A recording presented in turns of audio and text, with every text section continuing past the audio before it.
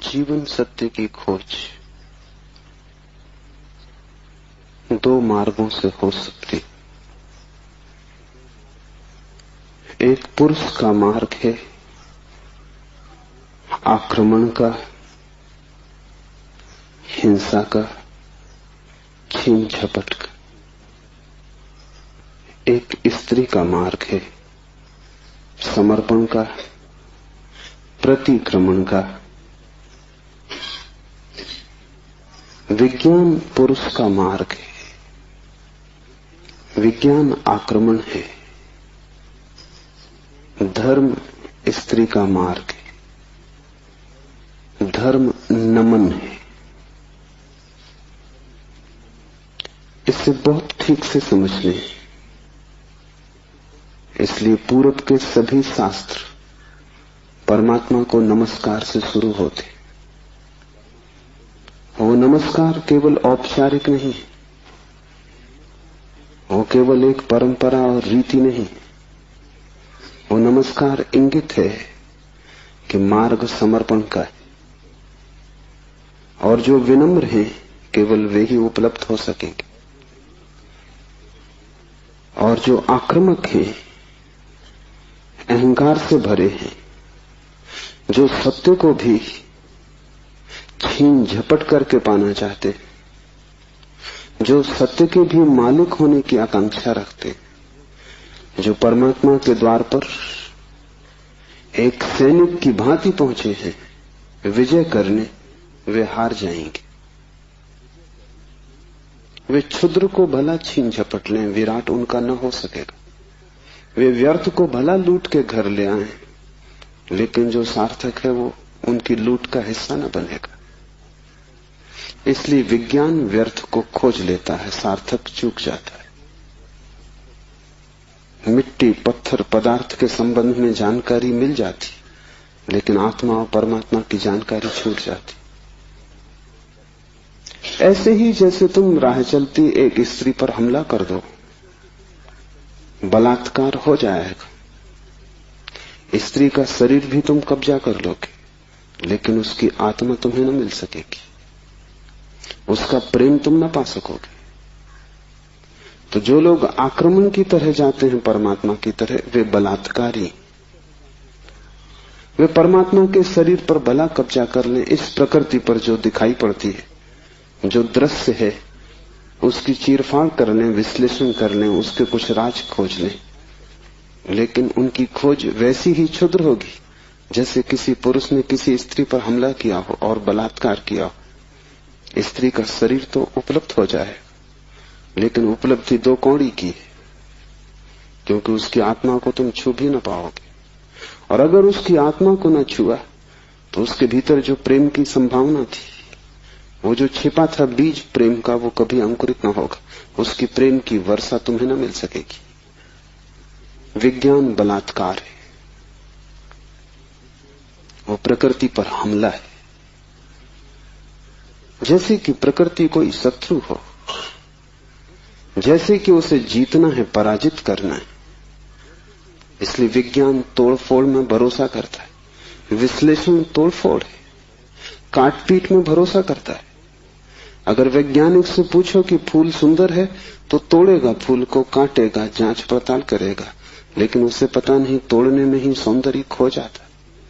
सौंदर्य तो पूरे में था, खंड खंड में सौंदर्य न मिलेगा।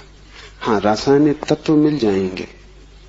किन चीजों से फूल बना है, किन पदार्थों से बना है, किन खनिज और द्रव्यों से बना है, वो सब मिल जाएगा। तुम बोतलों में अलग अलग फूल के खंडों को इकट्ठा करके लेबल लगा दोगे, तुम कहोगे ये केमिकल्स हैं, ये पदार्थ हैं, इनसे मिलकर फूल बना था। लेकिन तुम एक भी ऐसी बोतल न भर पाओगे जिसमें तुम कह सको ये सौंदर्य है जो फूल में भरा था। सौंदर्य तिरोहित हो जाएगा। अगर तुमने फूल पर आक्रमण किया तो फूल की आत्मा तुम्हें न मिलेगी, शरीर ही मिलेगा। विज्ञान इसलिए आत्मा में भरोसा नहीं करता। भरोसा करे भी कैसे? इतनी चेष्टा के बाद भी आत्मा की कोई झलक नहीं मिलती। झलक मिलेगी ही नहीं, इसलिए नहीं कि आत्मा नहीं, बल्कि तुमने जो ढंग चुना है वो आत्मा को पाने का ढंग नहीं। तुम जिस द्वार से प्रवेश किए हो वो क्षुद्र को पाने का द्वार है। आक्रमण से जो बहुमूल्य है वो नहीं मिल सकता। जीवन का रहस्य तुम्हें मिल सकेगा अगर नमन के द्वार से तुम गए, अगर तुम झुके, तुमने प्रार्थना की, तो तुम प्रेम के केंद्र तक पहुंच पाओगे। परमात्मा को रिझाना करीब करीब एक स्त्री को रिझाने जैसा है। उसके पास अति प्रेमपूर्ण, अति विनम्र, प्रार्थना से भरा हृदय चाहिए। और जल्दी वहां नहीं है। तुमने जल्दी की कि तुम चूके, वहां बड़ा धैर्य चाहिए। तुम्हारी जल्दी और उसका हृदय बंद हो जाएगा, क्योंकि जल्दी भी आक्रमण की खबर। इसलिए जो परमात्मा को खोजने चलते हैं उनके जीवन का ढंग दो शब्दों में समाया हुआ है, प्रार्थना और प्रतीक्षा। प्रार्थना से शास्त्र शुरू होते हैं और प्रतीक्षा पर पूरे होते हैं। प्रार्थना से खोज इसलिए शुरू होती। इस शास्त्र का पहला चरण है ओम स्वप्रकाश आनंद स्वरूप भगवान शिव को नमन। और अब शिव सूत्र प्रारंभ। इस नमन को बहुत गहरे उतर जाने दें, क्योंकि अगर द्वार ही चूक गया तो पीछे महल की जो मैं चर्चा करूंगा वो समझ में ना आएगी। पुरुष को थोड़ा हटाएं, आक्रामक वृत्ति को थोड़ा दूर करें। ये समझ कुछ बुद्धि से आने वाली नहीं, हृदय से आने वाली है। ये समझ कुछ तुम्हारे तर्क पर निर्भर न करेगी, ये तुम्हारे प्रेम पर निर्भर करेगी। इस शास्त्र को तुम समझ पाओगे, लेकिन वो समझ ऐसी न होगी जैसे कोई गणित को समझता है। वो समझ ऐसी होगी जैसे कोई काव्य को समझता है। कविता पर तुम झपट नहीं पड़ते, तुम कविता का धीरे धीरे स्वाद लेते हो, चुस्की लेते हो, जैसे कोई चाय को पीता है। तुम उसे गटक नहीं चाहते, वो कोई कड़वी दवा नहीं है। तुम उसका स्वाद लेते हो, चुस्की लेते हो, धीरे धीरे उसके स्वाद को लीन होने देते हो। और एक ही कविता को समझना हो तो बहुत बार पढ़ना पड़ता है। एक गणित को तुमने एक बार समझ लिया, फिर दोबारा करने की कोई जरूरत नहीं रह जाती। गणित समाप्त हो गया। कविता कभी भी समाप्त नहीं होती, क्योंकि हृदय का कोई और छोर नहीं। और तुम जितना ही प्रेम करते हो उतना ही उद्घाटित होता है। इसलिए पूर्व में हम शास्त्र का अध्ययन नहीं करते, हम शास्त्र का पाठ करते। अध्ययन शास्त्र का हो भी नहीं सकता। अध्ययन का अर्थ है एक बार समझ लिया फिर कचरे में फेंक दिया। जैसे कि बात खत्म होगी, जब समझ ही लिया तब दोबारा क्या करना है। पाठ का अर्थ होता है समझ बुद्धि की होती तो एक बार में पूरी हो जाती। इसकी तो चुस्कियां बार बार लेनी पड़ेगी। इसे तो जाने अनजाने न मालूम कितनी बार दोहराना पड़ेगा। इसे बहुत से भाव क्षणों में, बहुत सी मनोदशाओं में, कभी सुबह जब सूरज उगता है तब, कभी रात जब सब अंधकार हो जाता है तब, कभी मन जब प्रफुल्लित होता है तब, और कभी मन जब उदासी से भरा होता है तब, विभिन्न चित्त की दशाओं में, विभिन्न मनोक्षणों में इसमें उतरना होगा। तब इसके सभी पहलू धीरे धीरे प्रकट होंगे। फिर भी तुम इसे चुकता न कर पाओगे। कोई शास्त्र कभी चुकता नहीं। जितना ही तुम पाओगे कि खोज लिया, उतना ही तुम पाओगे खोज के लिए और भी ज्यादा बाकी रह गया। जितने तुम गहरे उतरोगे पाओगे गहराई बढ़ती चली जाती है। शास्त्र को कभी पाठ ही चुका नहीं पाता। पाठ का मतलब ही यही है कि बार बार, बहुत बार पश्चिम इस बात को समझ भी नहीं पाता। उनकी पकड़ के बाहर है कि लोग गीता को हजारों साल से क्यों पढ़ रहे हैं, और एक ही आदमी रोज सुबह उठ के गीता पढ़ लेता है। पागल हो गया है। उनको ख्याल में नहीं कि पाठ की प्रक्रिया हृदय में उतारने की प्रक्रिया है। उसका समझ से बहुत वास्ता नहीं है, स्वाद से वास्ता है। तर्क और गणित और हिसाब से उसका कोई भी संबंध नहीं है। उसका संबंध तो अपने हृदय को और उसके बीच की जो दूरी है उसको मिटाने से धीरे धीरे हम इतने लीन हो जाएं उसमें कि पाठी और पाठ एक हो जाए। पता ही न चले कि कौन गीता है और कौन गीता का पाठी। ऐसे भाव से जो चले, ये स्त्री का भाव है। ये समर्पण की धारा है। इसे ख्याल में ले लेना। नमन से हम चले तो शिव के सूत्र समझ में आ सकेंगे। उन्हें तुम अपने में उतरने देना और जल्दी निर्णय की मत करना कि वे ठीक हैं कि गलत हैं, क्योंकि सूत्रों के संबंध में एक बात ख्याल रख लेना, तुम्हारे ऊपर निर्भर नहीं है तय करना कि वे ठीक हैं या गलत हैं। तुम निर्णय कर भी कैसे पाओगे?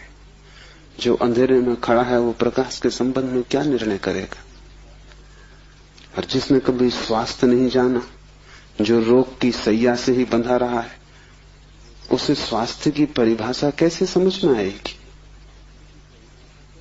जिसने कभी प्रेम की स्फुरना नहीं पहचानी और जो जीवन भर घृणा, ईर्षा और द्वेष में जिया है, वो प्रेम की कविता तो पढ़ सकता है क्योंकि शब्द उसकी समझ में आ जाएंगे, लेकिन शब्दों में जो छिपा है, अंतर गुंफित है, वो द्वार तो उसके लिए बंद ही रहेगा।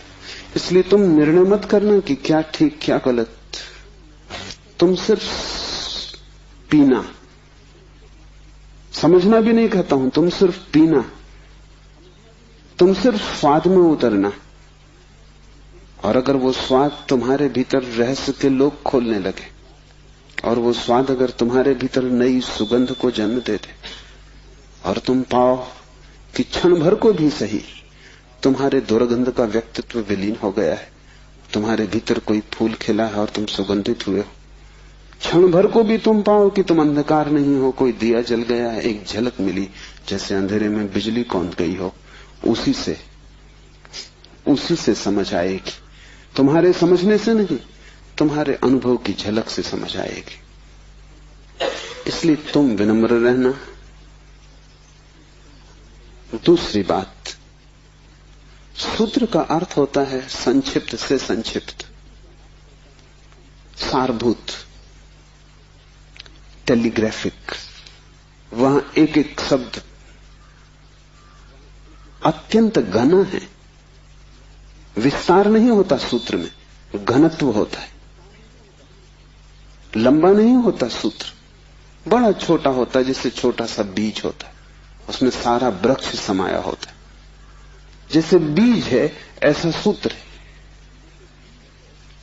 बीज में तुम वृक्ष को देख भी नहीं सकते, देखना भी चाहोगे तो बीज में तुम वृक्ष को पाओगे नहीं, क्योंकि उसके लिए बड़ी गहरी आंखें चाहिए जो बीज में वृक्ष को देख ले, जो वर्तमान में भविष्य को देख ले, जो आज कल को देख ले, जो दृश्य से अदृश्य को खोज ले। बड़ी पैनी आंखें चाहिए। वैसी पैनी आंखें तुम्हारे पास अभी नहीं है। अभी तो तुम्हें बीज बीज ही दिखाई पड़ेगा। वृक्ष को देखना हो तो बीज को तुम्हें बोना पड़ेगा, और कोई रास्ता तुम्हारे पास देखने का नहीं। और जब बीज टूटेगा जमीन में और वृक्ष अंकुरित होगा, तभी तुम पहचान पाओगे ये सूत्र बीज है, इन्हें तुम्हें अपने हृदय में बोना होगा। तुम अभी निर्णय मत करना, क्योंकि अभी तुमने अगर बीज पर निर्णय लिया तो तुम इसे फेंक ही दोगे, कचरा कूड़ा मालूम पड़ेगा। बीज में कंकड़ पत्थर में कोई ज्यादा फर्क नहीं है। कभी कभी तो कंकड़ पत्थर ज्यादा चमकीले, रंगीन, खूबसूरत, कीमती होते, लेकिन बीज और कीमती से कीमती कोहिनूर में भी एक फर्क है कि तुम कोहिनूर को बो दो तो उसमें से कुछ पैदा ना होगा। वो कीमती कितना ही वो मुर्दा है, उसका मूल्य ना समझ कितने ही समझते हो, लेकिन जीवन उसमें नहीं, वो लाश है। और बीज कुरूप भी दिखाई पड़ता हो, कोई उसकी कीमत भी ना हो, लेकिन उसमें जीवन छिपा है, तुम उससे बोदो, उससे विराट वृक्ष पैदा होगा। और एक बीज से करोड़ों बीज लग जाएंगे। एक छोटा सा बीज इस सारे विश्व को पैदा कर सकता है, क्योंकि एक बीज से करोड़ों बीज पैदा होते हैं, फिर करोड़ों बीज से, हर बीज से करोड़ बीज पैदा होते हैं। एक छोटे बीज में सारे विश्व का ब्रह्मांड समा सकता है। सूत्र बीज है, उसके साथ जल्दी नहीं की जा सकती। उसको बोओगे हृदय में और अंकुरित होगा, फूल लगेंगे, तभी तुम जान पाओगे, तभी निर्णय लिया जा सकता है। तीसरी बात, इसके पहले कि हम शुरू करें, धर्म महान क्रांति है। धर्म के नाम से तुमने जो समझा हुआ है उसका धर्म से ना के बराबर संबंध है। इसलिए शिव के सूत्र तुम्हें चौंकाएंगे भी, तुम भयभीत भी होगे, डरोगे भी, क्योंकि तुम्हारा धर्म डगमगाएगा। तुम्हारा मंदिर, तुम्हारी मस्जिद, तुम्हारे गिरजे, अगर ये सूत्र तुमने समझे तो गिर जाएंगे। तुम उन्हें बचाने की कोशिश में मत लगना, क्योंकि वे बचे भी रहे तो भी उनसे तुम्हें कुछ भी मिला नहीं। तुम उनमें जी ही रहे हो और तुम मुर्दा हो। मंदिर काफी सजे हैं, लेकिन तुम्हारे जीवन में कोई भी खुशी की किरण नहीं। मंदिर में काफी रोशनी, उससे तुम्हारे जीवन का अंधकार नहीं मिटता। तो उससे भयभीत मत होना, क्योंकि सूत्र तुम्हें कठिनाई में तो डालेंगे ही, क्योंकि शिव कोई पुरोहित नहीं है। पुरोहित की भाषा तुम्हें हमेशा संतोषदायी मालूम पड़ती, क्योंकि पुरोहित को तुम्हारा शोषण करना है। पुरोहित तुम्हें बदलने को उत्सुक नहीं है। तुम जैसे हो ऐसे ही रहो, इसी में उसका लाभ है। तुम जैसे हो रुग्ण बीमार, ऐसे ही रहो, इसी में उसका व्यवसाय है।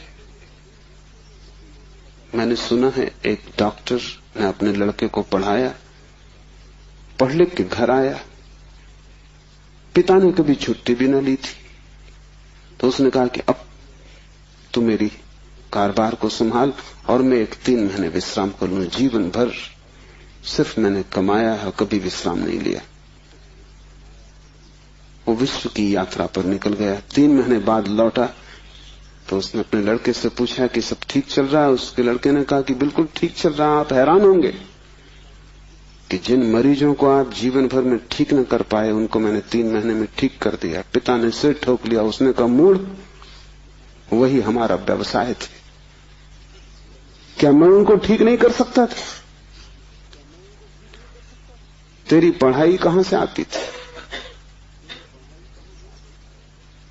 उन्हीं पर आधार था, और भी बच्चे पढ़ लिख लेते, तूने सब खराब कर दिया। पुरोहित तुम जैसे हो रुग्ण बीमार, तुम्हें वैसा ही चाहता है, उस पर ही उसका व्यवसाय है। शिव कोई पुरोहित नहीं है, शिव तीर्थंकर है, शिव अवतार है, शिव क्रांति दृष्टा है, पैगंबर है। वे जो भी कहेंगे वो आग है।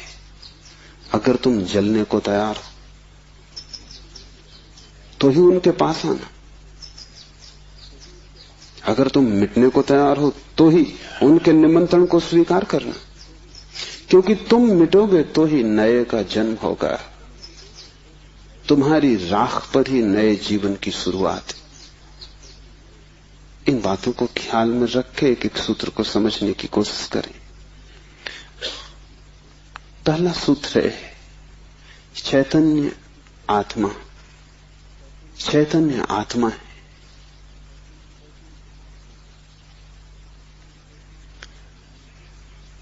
चैतन्य हम सभी हैं, लेकिन आत्मा का हमें कोई पता नहीं चलता। अगर चैतन्य ही आत्मा है तो हम सभी को पता चल जाना चाहिए। हम सब चैतन्य हैं। लेकिन चैतन्य आत्मा है, इसका क्या अर्थ होगा? पहला अर्थ, इस जगत में सिर्फ चैतन्य ही तुम्हारा अपना है। आत्मा का अर्थ होता है अपना, से सब पराया है। शेष कितना ही अपना लगे, पराया है। मित्र हो, परिजन हो, परिवार के लोग हो, धन हो, यश पद प्रतिष्ठा हो, बड़ा साम्राज्य हो, वह सब जिसे तुम कहते हो मेरा, वहां धोखा है, क्योंकि वो सभी मृत्यु तुमसे छीन लेगी। मृत्यु कसौटी है, कौन अपना है कौन पराया है। मृत्यु जिससे तुम्हें अलग कर दे वो पराया था, और मृत्यु तुम्हें जिससे अलग न कर पाए वो अपना था। आत्मा का अर्थ है जो अपना है। लेकिन जैसे ही हम सोचते हैं अपना, वैसा ही दूसरा प्रवेश कर जाता है। अपने का मतलब ही होता है कोई दूसरा जो अपना है। तुम्हें यह ख्याल ही नहीं आता कि तुम्हारे अतिरिक्त तुम्हारा अपना कोई भी नहीं, हो भी नहीं सकता। और जितनी देर तुम भटके रहोगे इस धारा में कि कोई दूसरा अपना है, उतने दिन व्यर्थ गए, उतना जीवन अकारण बीता। उतना समय तुमने सपने देखे, उतने समय में तुम जाग सकते थे, मोक्ष तुम्हारा होता। तुमने कचरा इकट्ठा किया।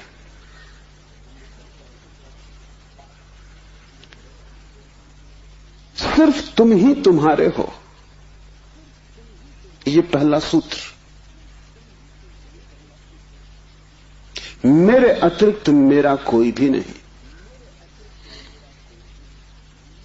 ये बड़ा क्रांतिकारी सूत्र है, बड़ा समाज विरोधी।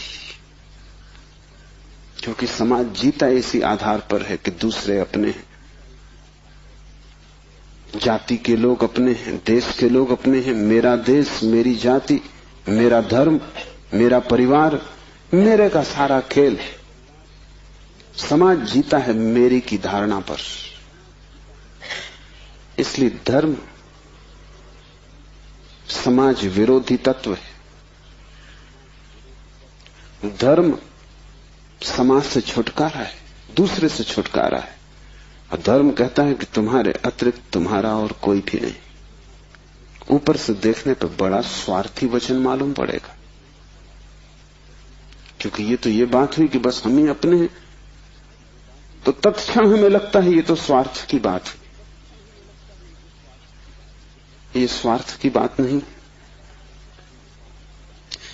अगर ये तुम्हें ख्याल में आ जाए तो ही तुम्हारे जीवन में परार्थ और परमार्थ पैदा होगा। क्योंकि जो अभी आत्मा के भाव से ही नहीं भरा है, उसके जीवन में कोई परार्थ और कोई परमार्थ नहीं हो सकता। तुम कहते हो दूसरों को मेरा, लेकिन मेरा कह के तुम करते क्या हो? मेरा कह के तुम उन्हें चूसते हो। मेरा तुम्हारा शोषण का हिस्सा है, फैलाव है। जिसको भी तुम मेरा कहते हो, तुम उसे गुलाम बनाते हो, तुम उसे अपने परिग्रह में परिवर्तित कर देते हो। मेरी पत्नी, मेरा पति, मेरा बेटा, मेरा पिता, तुम करते क्या हो? इस मेरे के पीछे, इस मेरे के पर्दे के पीछे तुम्हारे संबंध का मूल आधार क्या है? तुम चूसते हो, तुम शोषण करते हो, तुम दूसरे का उपयोग करते हो।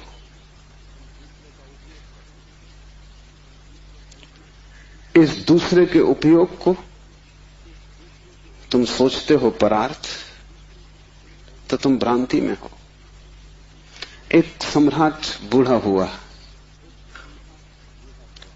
उसके 3 बेटे थे और वो बड़ी चिंता में था किसको राज्य दे। तीनों ही योग्य और कुशल थे, तीनों ही समान गुणधर्मा थे, इसलिए बड़ी कठिनाई हुई।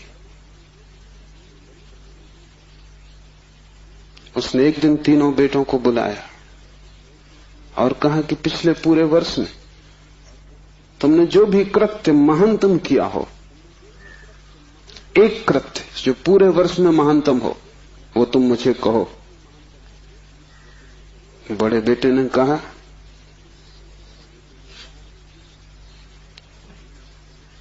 कि गांव का जो सबसे बड़ा धनपति है वो तीर्थ यात्रा पर जा रहा था। उसने करोड़ों रुपए के हीरे जवाहरात बिना गिने, बिना किसी हिसाब किताब के, बिना किसी दस्तखत लिए मेरे पास रख दिए और कहा कि जब मैं लौट आऊंगा तीर्थ यात्रा से मुझे वापस लौटा देना। चाहता मैं तो पूरे भी पा जा सकता था, क्योंकि न कोई लिखा पड़ी थी न कोई गवाह था। इतना भी न करता तो थोड़े बहुत बहुमूल्य हीरे में बचा लेता तो कोई कठिनाई न थी, क्योंकि उस आदमी ने ना तो गिने थे और न कोई संख्या रखी थी। लेकिन मैंने सब जैसी की जैसी थैली वापस लौटा दी। पिता ने कहा तुमने भला किया, लेकिन मैं तुमसे पूछता हूं कि अगर तुमने कुछ रख लिए होते तो तुम्हें पश्चाताप, गिलानी, अपराध का भाव पकड़ता या नहीं? उस बेटे ने कहा निश्चित पकड़ता। तो बाप ने कहा इसमें परोपकार कुछ भी ना हुआ, तुम सिर्फ अपने पश्चाताप, अपनी पीड़ा से बचने के लिए ये किए। इसमें परोपकार क्या हुआ? हीरे बचाते तो ग्लानि मन को पीड़ा देती, कांटे की तरह चुभती। उस कांटे से बचने के लिए तुमने हीरे वापस दिए। काम तुमने अच्छा किया, ठीक है, लेकिन परोपकार कुछ भी ना हुआ। उपकार तुमने अपना ही किया है। दूसरा बेटा थोड़ी चिंता में पड़ा और उसने कहा कि मैं राह के किनारे से गुजरता था और झील में सांझ के वक्त, जबकि वहां कोई भी न था, एक आदमी डूबने लगा। चाहता तो मैं अपने रास्ते चला जाता, सुना अनसुना कर देता, लेकिन मैंने तत्क्षण छलांग मारी, अपने जीवन को खतरे में डाला और उस आदमी को बाहर निकाला। बाप ने कहा तुमने ठीक किया, लेकिन अगर तुम चले जाते और ना निकालते तो क्या उस आदमी की मृत्यु सदा तुम्हारा पीछा न करती? तुम अनसुनी कर देते ऊपर से, लेकिन भीतर तो तुम सुन चुके थे उसकी चीत्कार आवाज कि बचाओ। क्या सदा सदा के लिए उसका प्रेत तुम्हारा पीछा न करता? उसी भय से तुमने छलांग लगाई, अपने जान को खतरे में डाला, लेकिन परोपकार तुमने कुछ किया हो इस भ्रांति में पड़ने का कोई कारण नहीं। तीसरे बेटे ने कहा कि मैं गुजरता था जंगल से और एक पहाड़ की कगार पर मैंने एक आदमी को सोया हुआ देखा, जो कि नींद में अगर एक भी करवट ले तो सदा के लिए समाप्त हो जाएगा, क्योंकि दूसरी तरफ महान खड्ड था। मैं उस आदमी के पास पहुंचा और जब मैंने देखा कि वो कौन है तो वो मेरा जानी दुश्मन था।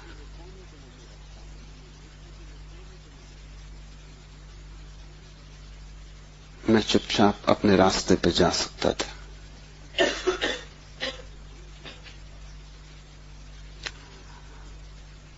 या अगर मैं अपने घोड़े पर सवार उसके पास से भी गुजरता तो मेरे बिना कुछ किए शायद सिर्फ मेरे गुजरने के कारण वो करवट लेता और खड्ड में गिर जाता।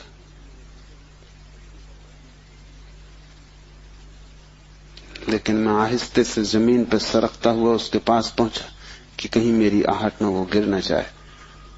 और ये भी मैं जानता था कि वो आदमी बुरा है, मेरे बचाने में भी वो मुझे गालियां ही देगा। उसे मैंने हिलाया, आहिस्ते से जगाया, और वो आदमी गांव में मेरे खिलाफ बोलता फिर रहा है, क्योंकि वो आदमी कहता है मैं मरने ही वहां गया था। इस आदमी ने वहां भी मेरा पीछा किया। इस जीने तो देता ही नहीं, इसने मरने भी न दिया।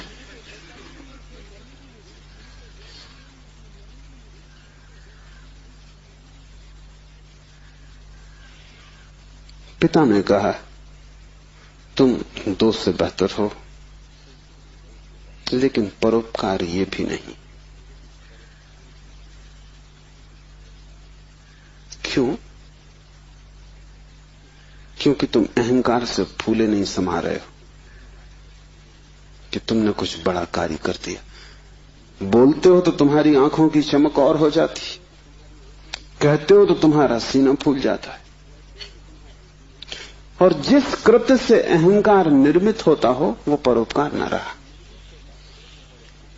बड़े सूक्ष्म मार्ग से तुमने अपने अहंकार को उससे भर लिया। तुम सोच रहे हो तुम बड़े धार्मिक परोपकारी हो, तुम इन 2 से बेहतर हो, लेकिन मुझे राज्य के मालिक के लिए किसी तीसरे की ही तलाश, चौथे की ही तलाश करनी पड़ेगी। जब तुम परोपकार करते हो तब तुम कर नहीं सकते, क्योंकि जिसे अपना ही पता नहीं है वो परोपकार करेगा कैसे? तुम चाहे सोचते हो कि तुम कर रहे हो गरीब की सेवा, अस्पताल में बीमार के पैर दबा रहे हो, लेकिन अगर तुम गौर से खोजोगे तो तुम कहीं ना कहीं अपने अहंकार को ही भरता हुआ पाओगे। और अगर तुम्हारा अहंकार ही सेवा से भरता है तो सेवा भी शोषण है। आत्मज्ञान के पहले कोई व्यक्ति परोपकारी नहीं हो सकता है, क्योंकि स्वयं को जाने बिना इतनी बड़ी क्रांति हो ही नहीं सकती।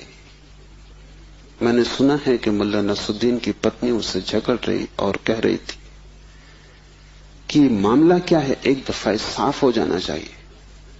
तुम मेरे सभी रिश्तेदारों को नफरत और घृणा क्यों करते हो? नसरुद्दीन ने कहा, यह बात गलत है, ये बात तथ्यगत भी नहीं है, और मैं इसका प्रमाण है मेरे पास। और प्रमाण यह है कि मैं तुम्हारी सास को अपनी सास से ज्यादा चाहता हूं। अहंकार ऐसे रास्ते खोजता, ऊपर से दिखता है कि तुम परोपकार कर रहे हो, लेकिन भीतर तुम ही खड़े होते हो। और जितनी सूक्ष्म हो जाती है यात्रा, उतनी ही पकड़ के बाहर हो जाती। दूसरे तो पकड़ ही नहीं पाते, तुम भी नहीं पकड़ पाते हो। दूसरे तो धोखे में पड़ते ही हैं, तुम भी अपने दिए धोखे में घूम जाते हो, भटक जाते हो। हम सभी ने अपनी अपनी भूल भुलैया बना ली। उसमें हमने दूसरों को धोखा देने के लिए ही शुरू किया था सारा उपाय, आयोजन। ये हमने कभी सोचा न था कि अपनी बनाई भूल भुलैया में हम खुद ही खो जाएंगे, लेकिन हम खो गए। पहली बात स्मरण रखो, तुम्हारे अतिरिक्त तुम्हारा कोई भी नहीं है। जैसे ही यह स्मरण सघन होता है कि चैतन्य ही आत्मा है, बस चैतन्य ही मैं हूं, और सब पर है, पराया है, विजाती है, वैसे ही तुम्हारे जीवन में क्रांति की पहली किरण प्रविष्ट हो जाती। वैसे ही तुम्हारे और समाज के बीच एक दरार पड़ जाती। वैसे ही तुम्हारे और तुम्हारे संबंधों के बीच एक दरार पड़ जाती। लेकिन आदमी अपनी तरफ देखना नहीं चाहता। देखना कठिन भी है, क्योंकि देखने के पहले जिस प्रक्रिया से गुजरना पड़ता है वो बहुत संघातक है। एक मारवाड़ी व्यापारी एक फिल्म अभिनेत्री के प्रेम में पड़ गया। वैसे बात अनहोनी थी, मारवाड़ी और व्यापारी प्रेम से सदा दूर ही रहता है, लेकिन अनहोनी भी घटती है। प्रेम में तो पड़ गया, लेकिन व्यापारी का संदेह भरा चित्त, तो उसने एक जासूस नियुक्त कर दिया अभिनेत्री के पीछे कि तू पता लगा, इसका चरित्र तो ठीक है ना, इसके पहले कि मैं प्रस्ताव करूं विवाह का, सब बात पक्की कागज पर साफ हो जानी चाहिए। जासूस ने बड़ी खोजबीन की। 7 दिन बाद उसने रिपोर्ट भी भेज दी। रिपोर्ट आई कि इस स्त्री का चरित्र एकदम निर्दोष, निष्कलुष है। ऐसी कोई बात कभी इसके संबंध में नहीं सुनी गई, नहीं जानी गई जिससे संदेह पैदा हो। सिर्फ एक बात को छोड़कर पिछले कुछ दिनों से एक संदिग्ध मारवाड़ी के साथ ये देखी जाती। वो संदिग्ध मारवाड़ी वो स्वयं थे। आंख दूसरे को देखती है, हाथ दूसरे को छूते हैं, मन दूसरे की सोचता है, और तुम सदा अंधेरे में खड़े रह जाते हो। तुम्हारी हालत वही है जो दिया तले अंधेरे की होती। दिए की रोशनी सब पे पड़ती, सिर्फ तुम्हें छोड़ देती। इसलिए तुम भटकते हो उस रोशनी में, सब तरफ, सब दिशाओं में यात्रा करते हो, और एक अपरिचित रह जाता है, और वही तुम हो। ये पहला सूत्र है, चैतन्य आत्मा। इस सूत्र को गहरे बीज की तरह अपने हृदय में उतर जाने दो। व्यर्थ है सारे जगत की यात्रा अगर तुम अपने से अपरिचित रह गए। अगर स्वयं को न जान पाए और सब भी जान लिया तो वो सारा ज्ञान भी इकट्ठे जोड़ में अज्ञान सिद्ध होगा। अगर अपने को न देख पाए और सारा जगत देख डाला, चांद तारे छान डाले, तो भी तुम अंधे ही रहोगे, क्योंकि आंख तो उसी को मिलती है जो स्वयं को देख लेता है। ज्ञान तो उसी को मिलता है जो स्वयं से परिचित हो जाता है, जो चैतन्य के स्वप्रकाश में नहा लेता है, वही पवित्र है। और कोई तीर्थ नहीं है, चैतन्य तीर्थ है।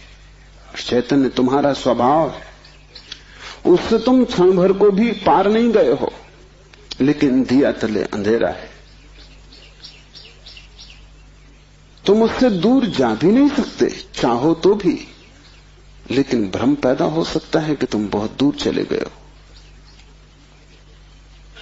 तुम सपना देख सकते हो संसार में, लेकिन सपना सत्य नहीं हो सकता। सत्य तो सिर्फ एक बात है, वो है तुम्हारा चैतन्य स्वभाव। चैतन्य आत्मा है तो पहली तो बात कि मेरा सिवाय चैतन्य के और कोई भी नहीं। ये भाव तुम में सघन हो जाए तो सन्यास का जन्म हुआ, क्योंकि मेरे अतिरिक्त भी मेरा कोई हो सकता है, यही भाव संसार है। इसलिए पहले सूत्र में बड़ी क्रांति है। पहली चिंगारी शिव फेंकते हैं तुम्हारी तरफ, और वो ये है कि तुम जान लो कि तुम ही बस तुम्हारे हो, बाकी कोई तुम्हारा नहीं। इससे बड़ा विषाद मन को पकड़ेगा, क्योंकि तुमने दूसरों के साथ बड़े संबंध बना रखे, बड़े सपने संजो रखे, दूसरों के साथ तुम्हारी बड़ी आशाएं जुड़ी हैं। मां देख रही है कि बेटा बड़ा होगा, बड़ी आशाएं जुड़ी हैं। बाप देख रहा है कि बेटा बड़ा होगा, बड़ी आशाएं जुड़ी हैं। और इन सारी आशाओं में तुम अपने को खो रहे हो। यही तुम्हारे पिता भी इन्हीं आशाओं को कर करके समाप्त हुए तुम्हारे लिए। तुमसे क्या उन्हें मिला? यही आशाएं कर करके तुम समाप्त हो जाओगे। तुम्हारे बेटे से तुम्हें कुछ मिलेगा ना, और तुम्हारा बेटा भी यही मूर्खता जारी रखेगा, वो अपने बेटों से आशाएं करेगा। नहीं, अपनी तरफ देखो, न तो पीछे न आगे, कोई भी तुम्हारा नहीं है। कोई बेटा तुम्हें नहीं भर सकेगा, कोई संबंध तुम्हारी आत्मा नहीं बन सकता। तुम्हारे अतिरिक्त तुम्हारा कोई मित्र नहीं है। लेकिन तब बड़ा डर लगता है, क्योंकि लगता है कि तुम अकेले हो गए। और आदमी इतना भयभीत है कि गली से गुजरता है अकेले में तो भी जोर से गीत गाने लगता है। अपनी ही आवाज सुन के लगता है कि अकेला नहीं। तुम अपनी ही आवाज सुन रहे हो। बाप जब बेटे में अपने सपने रचा रहा है तो बेटे की कोई सहमति नहीं है। ये बाप खुद ही अकेले में सीटी बजा रहा है। इसलिए दुखी होगा कल, क्योंकि इसने जिंदगी भर सपने रचाए और ये सोचता है कि बेटा भी यही सपने देख रहा है। ये गलती में, बेटा अपने सपने देखेगा, तुम अपने सपने देख रहे हो, तुम्हारे बाप ने अपने सपने देखे थे, ये कहीं मिलते नहीं। हर बाप दुखी मरता है। क्या कारण होगा? क्योंकि जो जो सपने वो बांधता है वो सभी सपने बिखर जाते हैं। हर आदमी अपने सपने देखने को यहां है, तुम्हारे सपने देखने को नहीं। और तुम्हें अगर चाहिए कि एक आत्म स्थिति उपलब्ध हो जाए, एक तृप्ति मिले, तो तुम सपने किसी और के साथ मत बांधना, अन्यथा तुम भटकोगे। संसार का इतना ही अर्थ है कि तुमने अपने सपनों की नाव दूसरों के साथ बांध रखी। संन्यास का अर्थ है कि तुम जाग गए और तुमने एक बात स्वीकार कर ली, कितनी ही कष्टकर हो, कितनी ही दुखपूर्ण मालूम पड़े प्रथम, और कितना ही संघातक पीड़ा अनुभव हो, कि तुम अकेले हो। सब संग साथ झूठा है। इसका यह अर्थ नहीं कि तुम भाग जाओ हिमालय, क्योंकि जो हिमालय की तरफ भाग रहा है उसे अभी संग साथ सार्थक है, झूठा नहीं हुआ। क्योंकि जो चीज झूठ हो गई उससे भागने में भी कोई सार्थकता नहीं। कोई भी सुबह जाग के भागता तो नहीं कि सपना झूठा है, भागूं इस घर से। सपना झूठा हो गया, बात खत्म हो गई, उसमें भागना क्या है? लेकिन एक आदमी है जो भाग रहा है पत्नी से, बच्चों से, इसका भागना बताता है। इसने सुन लिया होगा कि सपना झूठा है, लेकिन अभी इसे खुद पता नहीं चला। कल तक ये पत्नी की तरफ भागता था, पत्नी की तरफ पीठ करके भागता है, लेकिन दोनों ही अर्थों में पत्नी सार्थक थी।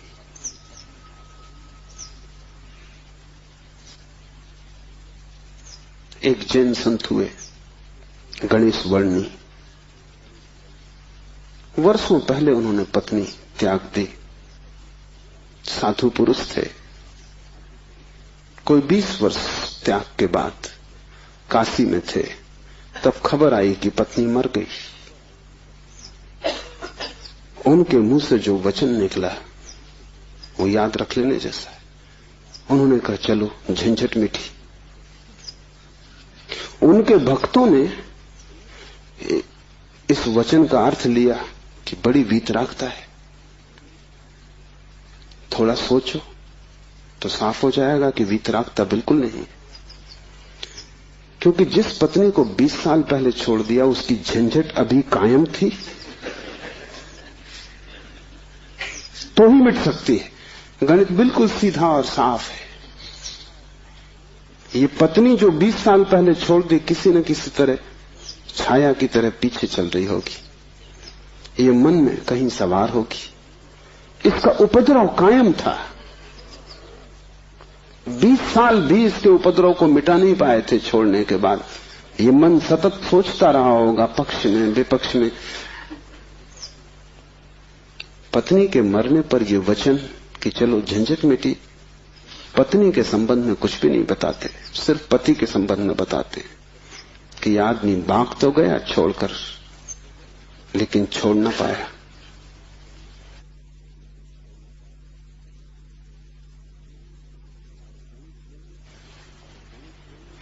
और गणेश वर्णी साधु पुरुष थे, इसलिए थोड़ा सोच लेना, साधु पुरुष भी बड़ी भ्रांति में रह सकते।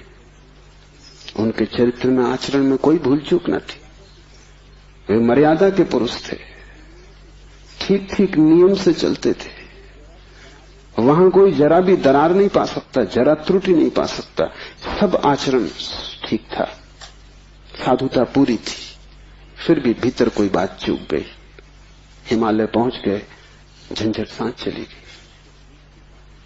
फिर दूसरी बात भी समझ लेने जैसी है, और वो ये कि अगर पत्नी के मरने पर पहला ख्याल ही आया कि झंझट मिटी, तो कहीं जाने अनजाने अचेतन में पत्नी की मृत्यु की आकांक्षा भी छिपी रही होगी। वो जरा गहरा किसी तल पर पत्नी मिट जाए, न हो, समाप्त हो जाए, ये तो हिंसा हो गई। लेकिन एक एक वचन भी अकारण नहीं आता, आसमान से नहीं आता, एक एक वचन भी भीतर से आता। और ऐसे क्षणों में जबकि पत्नी मर गई इसकी खबर आई हो, तुम ठीक ठीक अपने रोजमर्रा के व्यवसायी होश में नहीं होते हो, तब तुमसे जो बात निकलती है वो ज्यादा सही होती। घंटे भर बाद तुम्हें मौका मिल जाएगा, तुम खुद ही सोच समझ के लीप पोता कर लोगे, तुम फिर जो कहोगे वो बात झूठी हो जाएगी। लेकिन तत्क्षण उस क्षण में वर्णी चूक गए।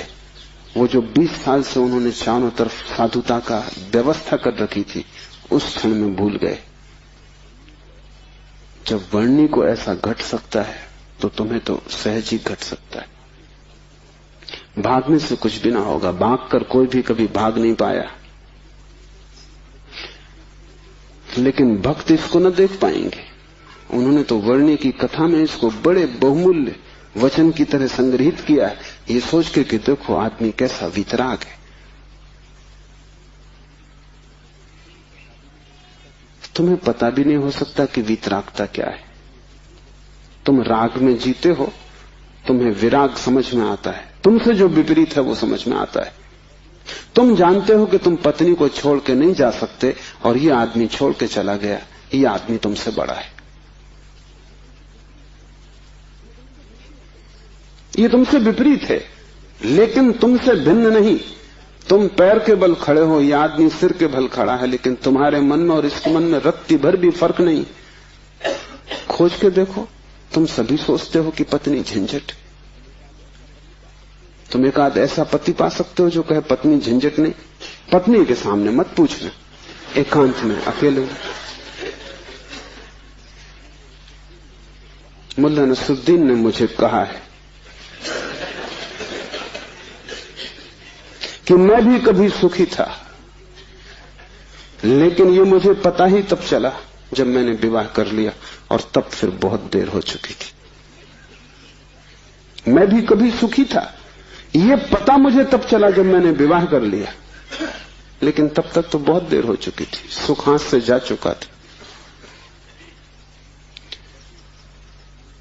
पति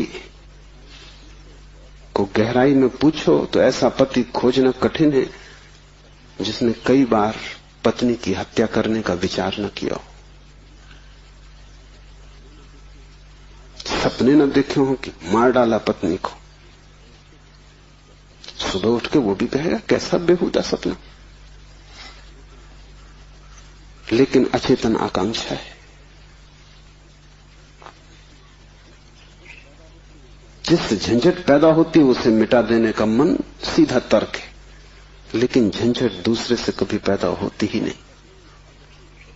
पत्नी में अगर कोई उपद्रव होता तो कौन तुम्हें रोकता था? तुम सब भाग गए होते हिमालय। उपद्रव पत्नी में नहीं है, क्योंकि तुम हिमालय जाके फिर पत्नी खोज लोगे। उपद्रव तुम्हारे भीतर। तुम अकेले नहीं रह सकते, तुम्हें कोई दूसरा चाहिए। अकेले में तुम डरते हो, कोई दूसरा, तब तुम निश्चिंत मालूम पड़ते हो। क्यों? दूसरे की मौजूदगी से आश्वासन मिलता है। दुख में सुख में कोई साथी है, जीवन में मृत्यु में कोई साथी है। लेकिन अकेलापन स्वभाव है, और जिस व्यक्ति ने यह अनुभव कर लिया कि आत्मा ही बस मेरी है, उसने अपने अकेलेपन को अनुभव कर लिया। भागने की कोई भी जरूरत नहीं तो झंझट पीछे चली जाएगी।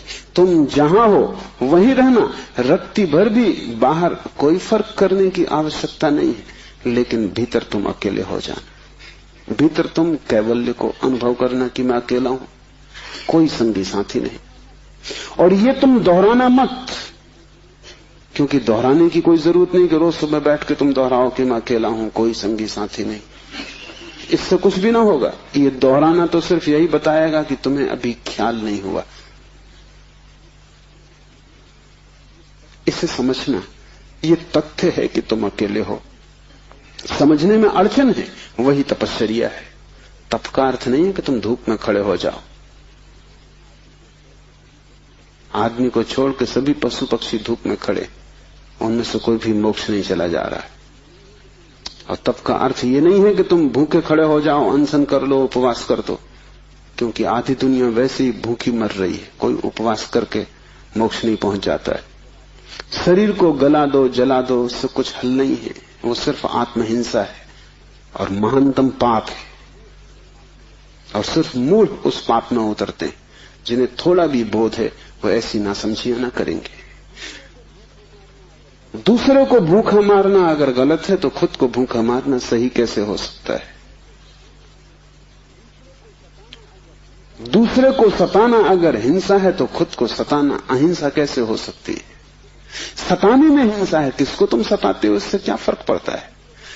जो हिम्मतवर है वो दूसरे को सताते हैं, जो कमजोर है वो खुद को सताते हैं। क्योंकि दूसरे को सताने में एक खतरा है, दूसरा बदला लेगा।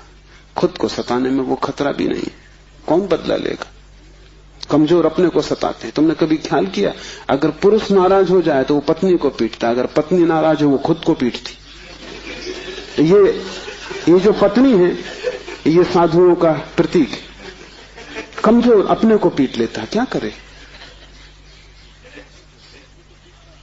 ताकतवर दूसरे को पीटता है, क्योंकि उसमें खतरा तो है ही कि दूसरा क्या करेगा कौन जाने। कमजोर आत्महिंसक हो जाता है और ताकतवर परहिंसक होता है। और धार्मिक वो है जो अहिंसक, न वो दूसरे को सताता है न खुद को सताता है। सताने की बात ही व्यर्थ है। तपश्चर्या का अर्थ है कि तुमने ये सत्य स्वीकार कर लिया कि तुम अकेले हो, कोई उपाय नहीं है संगी साथी का। तुम कितना ही चाहो, कितनी ही आंखें बंद करो, सपने देखो, तुम अकेले ही रहोगे। जन्मों जन्मों से तुमने घर बसाए, परिवार बसाए, मिटाए, लेकिन तुम अकेले ही रहे हो। तुम्हारे अकेलेपन में रत्ती भर फर्क नहीं पड़ता। जिसने ये जान लिया, स्वीकार कर लिया कि मैं अकेला हूं, उसके लिए इंगित है इस सूत्र में चैतन्य आत्मा है, वही तुम्हारा और कोई तुम्हारा नहीं। और दूसरी बात इस सूत्र में है, वो है चैतन्य। आत्मा कोई सिद्धांत नहीं है कि तुम शास्त्र में पढ़ो और मान लो। आत्मा कोई जैसे गुरुत्वाकर्षण का सिद्धांत है, ऐसा कोई सिद्धांत नहीं है। आत्मा एक अनुभव है, सिद्धांत नहीं। और अनुभव है चैतन्य की तीव्रता का। इसलिए तुम जितने चैतन्य होते जाओगे उतनी ही तुम्हें आत्मा का पता चलेगा। तुम जितने बेहोश होते चले जाओगे उतना ही तुम्हें अपना पता नहीं चलेगा। और तुम करीब करीब बेहोश हो।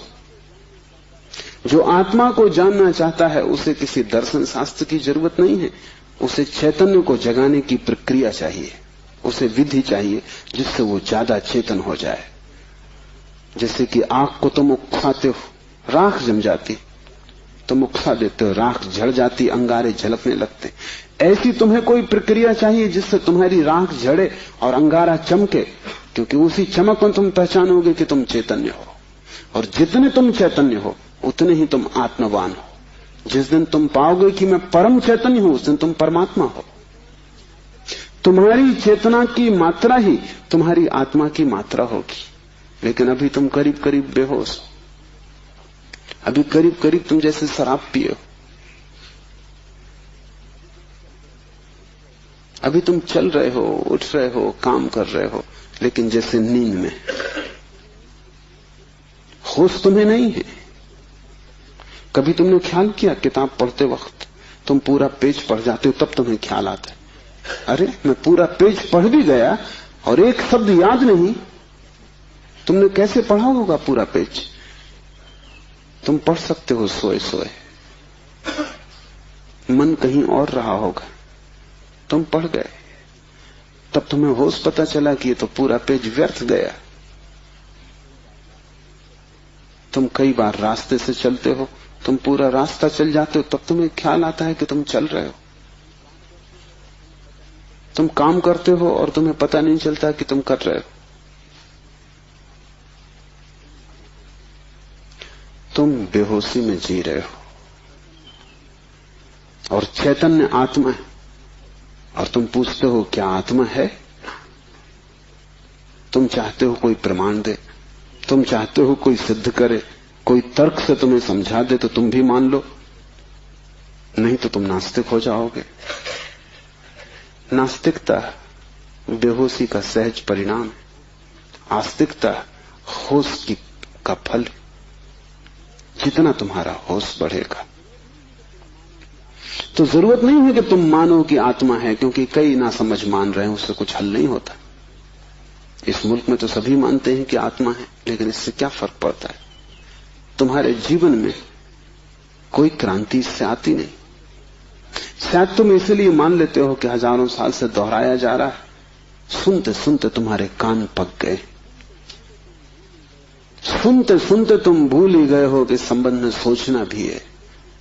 सुनते सुनते पुनरुक्ति से आदमी सम्मोहित हो जाता है। एक ही बात बार बार दोहराई चली जाए तो तुम भूल जाते हो कि वो संदेह किया जा सकता है, विचार किया जाता है। और फिर आत्मा है, इससे तुम्हें बड़ा संतोष भी मिलता है। शरीर मरेगा ये तुम्हें पता है, आत्मा नहीं मरेगी, इससे बड़ी हिम्मत बनती है। और आत्मा कभी नहीं मरेगी, अग्नि उसे जलाएगी नहीं, शस्त्र उसे छेदेंगे नहीं, मृत्यु उसका कुछ बिगाड़ न सकेगी। इससे तुम्हें बड़ी सांत्वना मिलती, पर सांत्वना सत्य नहीं है। आत्मा को कोई न तो स्वीकार कर सकता है सिद्धांत की तरह, और न पुनरुक्ति की तरह कोई सम्मोहित हो सकता है। आत्मा को तो केवल वही लोग जान पाते हैं जो चैतन्य को बढ़ाते हैं। इस तरह जियो कि तुम पर राख इकट्ठी न हो, इस तरह जियो कि तुम्हारे भीतर का अंगारा जलता रहे, प्रकाशित हो। इस तरह जियो कि प्रति क्षण तुम होश में रहो, बेहोश नहीं। मुल्ला नसरुद्दीन को बच्चा पैदा हुआ, पहला ही लड़का था। नसरुद्दीन बड़ा खुश हुआ, अपने खास मित्र को बुलाया, खुशी मनाने दोनों शराब घर में गए। क्योंकि तुम एक ही खुशी जानते हो, बेहोशी। ये बड़े मजे की बात है। शिव, बुद्ध, महावीर, वे सब चिल्ला चिल्ला के कहते हैं कि दुनिया में एक ही आनंद है, वो है होश। और तुम एक ही सुख जानते हो, वो है बेहोशी। या तो तुम ठीक हो या वो ठीक है, दोनों तो ठीक नहीं हो सकते। मुल्ला नसरुद्दीन सीधा शराब घर गया, बजाय अस्पताल जाने के पहले बेटे को देखता। उसने कहा कि पहले जरा आनंद कर लें, कितने दिनों का सपना पूरा हुआ। डट के दोनों पी गए। जब दोनों पी के पहुंचे अस्पताल और कांच की खिड़की में से बेटे को देखा तो मुल्ला रोने लगा। उसने अपने मित्र से कहा, पहली तो बात मेरे जैसा मालूम नहीं होता। अपना उन्हें पता नहीं है, अभी खुद की शक्ल भी वो पहचान ना सकेंगे,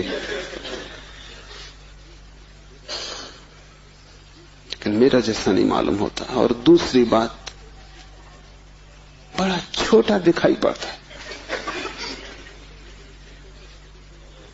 इतने छोटे बच्चे को लेकर करेंगे भी क्या? ये बचेगा? मित्र ने कहा, मत घबराओ, जब मैं पैदा हुआ था तो मैं भी 3 ही पाउंड का था। नसरुद्दीन ने कहा, फिर तुम बचे?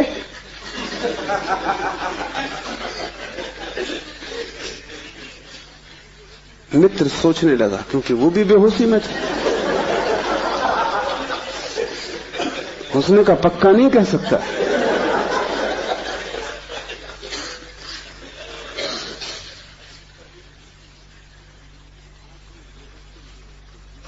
आदमी बेहोशी में है, उसके जीवन का सारा परिप्रेक्ष्य, उसकी सारी दृष्टि उसकी बेहोशी से भर जाती, सब धुआं धुआं हो जाता। तुम कुछ भी ठीक से नहीं देख पाते, और तुम एक ही सुख जानते हो कि जब तुम अपने को भूल जाते हो, चाहे सिनेमा हो, चाहे संगीत हो, चाहे सेक्स हो, जहां भी तुम अपने को भूल जाते हो, वहीं तुम कहते हो बड़ा सुख आए। भूलने को तुम सुख कहते हो, विस्मरण को? कारण है, क्योंकि जब भी तुम होश से भरते हो तुम सिवाय दुख के अपने जीवन में कुछ भी नहीं पाते। इसलिए जब भी तुम देखते हो जीवन को, जरा ही सजग हो के तुम पाते हो दुख दुख, कुरूपता चारों तरफ।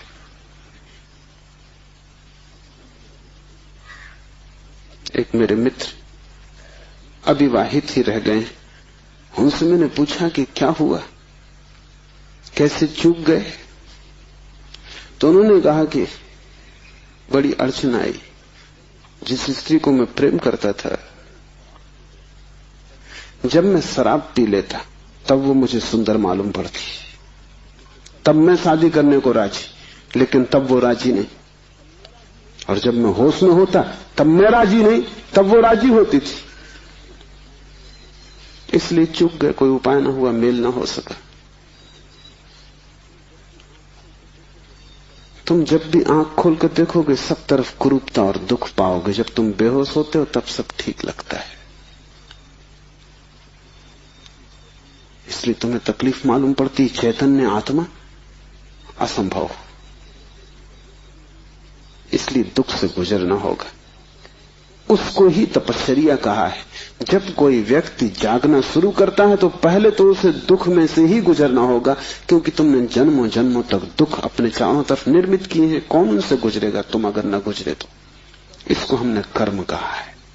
कर्म का कुल इतना ही अर्थ है कि जन्मों जन्मों तक हमने चारों तरफ दुख निर्मित किए, जाने अनजाने हमने दुख की फसल बोई है, काटेगा कौन? तो जब भी तुम होश में आते हो तुम्हें फसल दिखाई पड़ती, बड़ी लंबी, इस खेत से तुम्हें गुजरना पड़ेगा।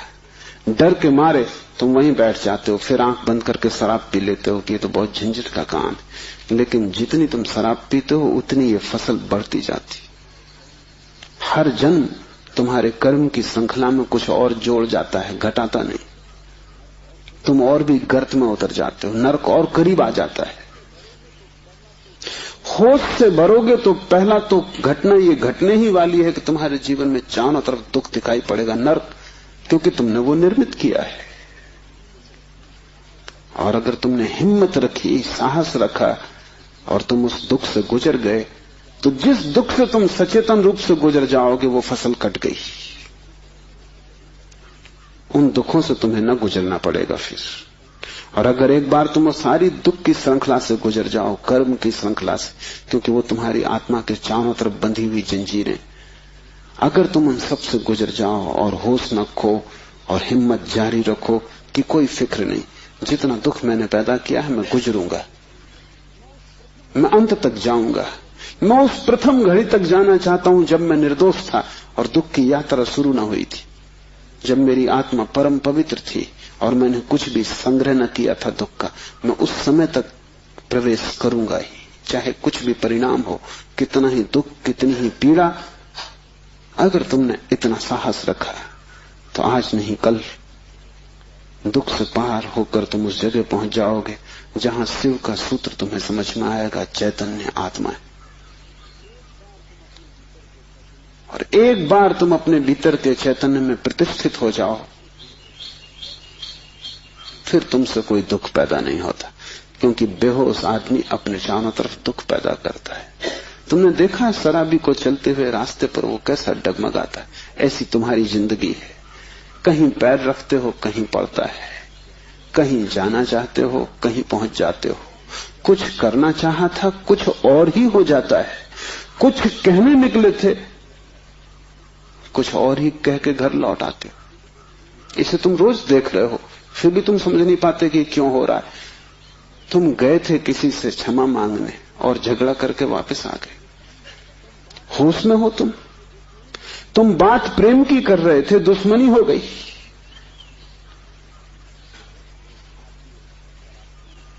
एक आदमी शराब पिए आकाश की तरफ देखता हुआ चला जा रहा था। एक कार उसके पास से निकली, बामुश्किल ड्राइवर बचा पाया। गाड़ी रोक के ड्राइवर ने कहा, महानुभाव, अगर आप नहीं देखते वहां जहां आप जा रहे हैं तो फिर आप वहीं चले जाएंगे जहां आप देख रहे हैं।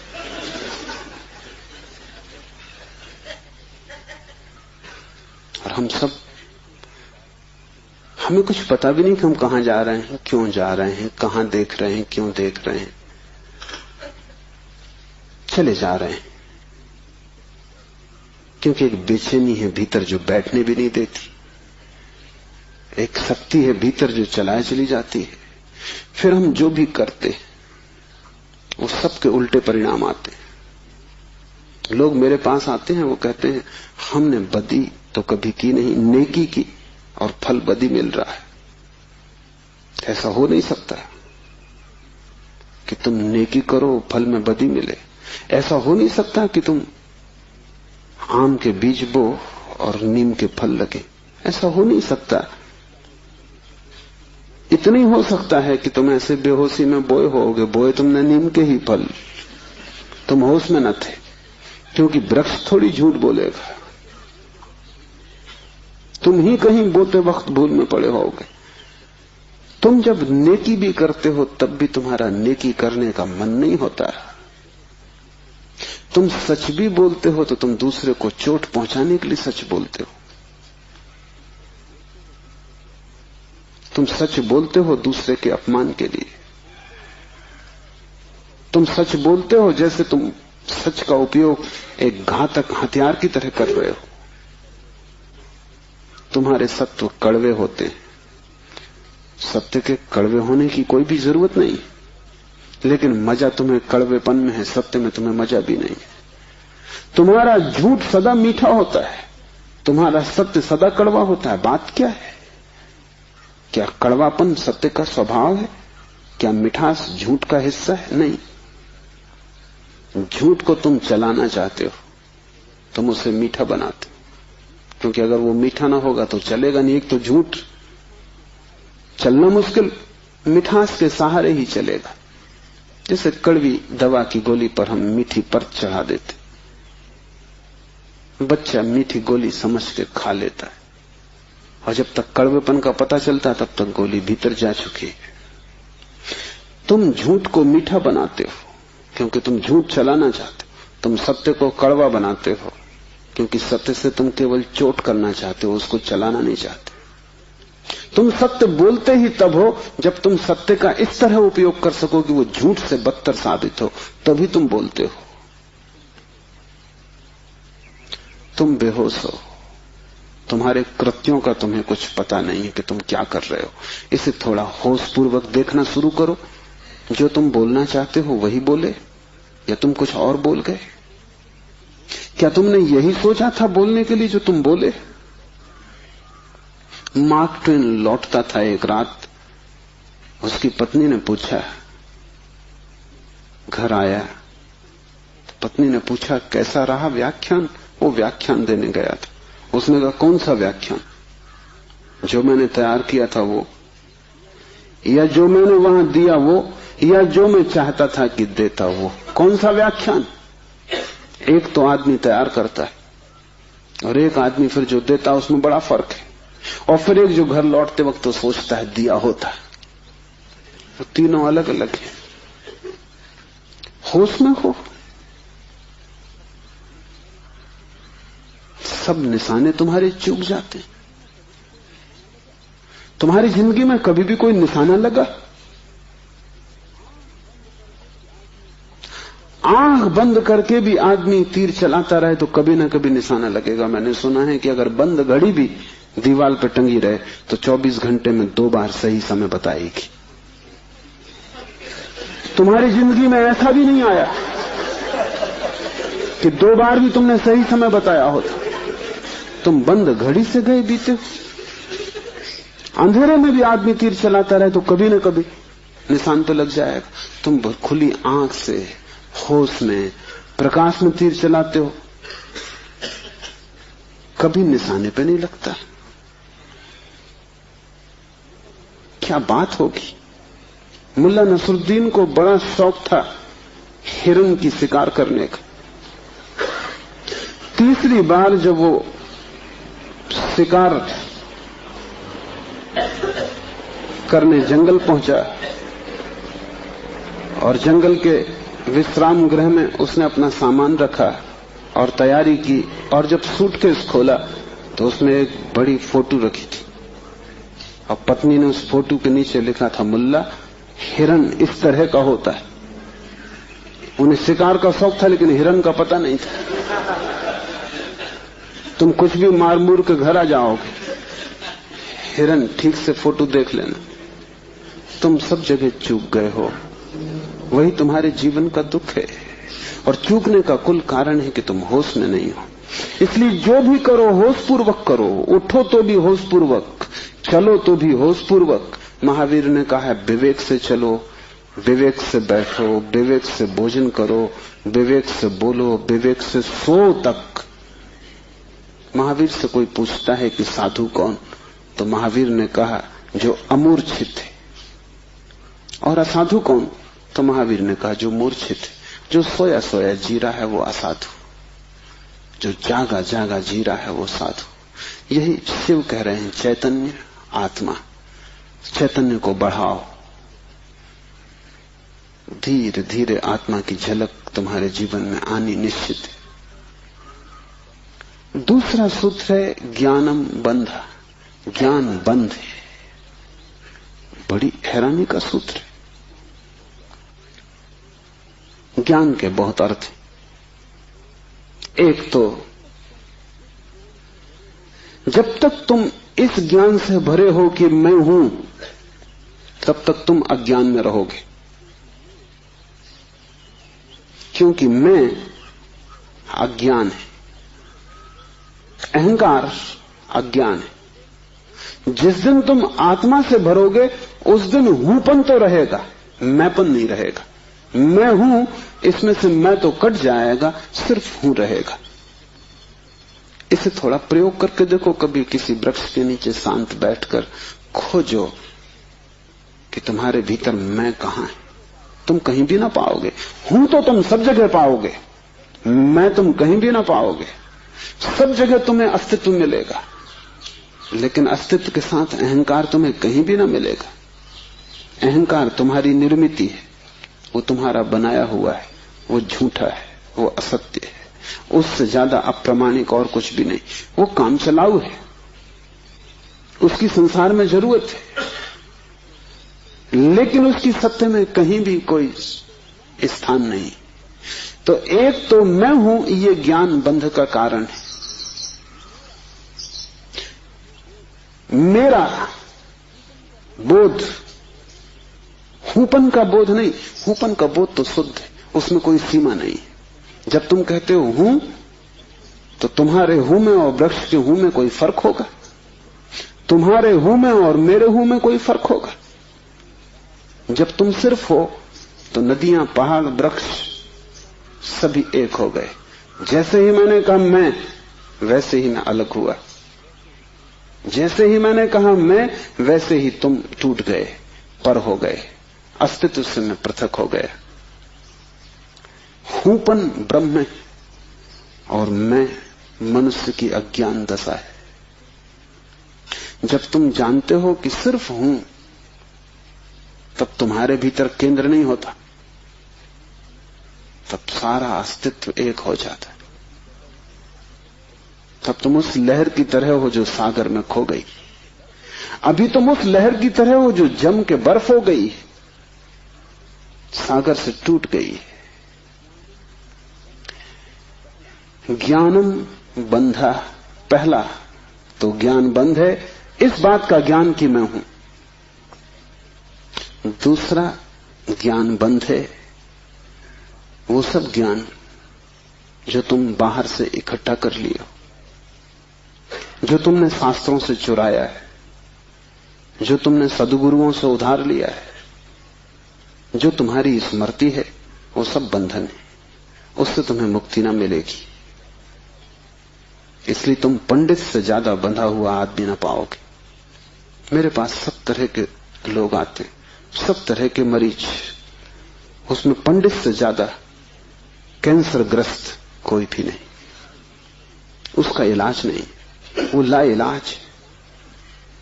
उसकी तकलीफ यह है कि वो जानता है, इसलिए न वो सुन सकता न वो समझ सकता। तुम उससे कुछ बोलो, इसके पहले कि तुम बोलो उसने उसका अर्थ कर लिया है। इसके पहले कि वो तुम्हें सुने उसने व्याख्या निकाल ली। शब्दों से भरा हुआ चित्त जानने में असमर्थ हो जाता है। वो इतना ज्यादा जानता है बिना कुछ जाने, क्योंकि सब जाना हुआ उधार है। शास्त्र से अगर ज्ञान मिलता होता तो सभी के पास शास्त्र है, ज्ञान सभी को मिल गया होता। ज्ञान तो तब मिलता है जब कोई निशब्द हो जाता है, जब वो सभी शास्त्रों को विसर्जित कर देता है, जब वो उस सब ज्ञान को जो दूसरों से मिला है वापस लौटा देता है जगत को, जब वो उसे खोजता है जो मेरा मूल अस्तित्व है, जो मुझे दूसरे से नहीं मिला। इसे थोड़ा समझो, तुम्हारा शरीर तुम्हें मां और पिता से मिला है। तुम्हारे शरीर में तुम्हारा कुछ भी नहीं है। आधा तुम्हारी मां का दान है, आधे तुम्हारे पिता का दान है। फिर तुम्हारा शरीर तुम्हें भोजन से मिला है, वो जो रोज तुम भोजन कर रहे हो। 5 तत्वों से मिला है, वायु है, अग्नि है, 5 तत्व हैं, उनसे तुम्हें मिला है। इसमें तुम्हारा कुछ भी नहीं है। लेकिन तुम्हारी चेतना तुम्हें 5 तत्वों में से किसी से भी नहीं मिली। तुम्हारी चेतना तुम्हें मां और पिता से भी नहीं मिली। तुम जो जो जानते हो वो तुमने स्कूल विश्वविद्यालय से सीखा है, शास्त्रों से सुना है, गुरुओं से पाया है। वो तुम्हारे शरीर का हिस्सा है, तुम्हारी आत्मा का नहीं। तुम्हारी आत्मा तो वही है जो तुम्हें किसी से भी नहीं मिली। जब तक तुम उस शुद्ध तत्व को न खोज लोगे जो निपट तुम्हारा है, जो तुम्हें किसी से भी नहीं मिला है, न मां ने दिया, न पिता ने, न समाज ने, न गुरु ने, न शास्त्र ने, वही तुम्हारा स्वभाव है। ज्ञान बंद है क्योंकि वो तुम्हें इस स्वभाव तक न पहुंचने देगा। ज्ञान ने ही तुम्हें बांटा है। तुम कहते हो मैं हिंदू, तुमने कभी सोचा कि तुम हिंदू क्यों हो? तुम कहते हो मैं मुसलमान, तुमने कभी विचारा कि तुम मुसलमान क्यों हो? हिंदू और मुसलमान में फर्क क्या है? क्या उनका खून निकाल के कोई डॉक्टर परीक्षा करके बता सकता है कि हिंदू का खून है, ये मुसलमान का खून? क्या उनकी हड्डियां काट के कोई बता सकता है कि हड्डी मुसलमान से आती है कि हिंदू से आती? कोई उपाय नहीं।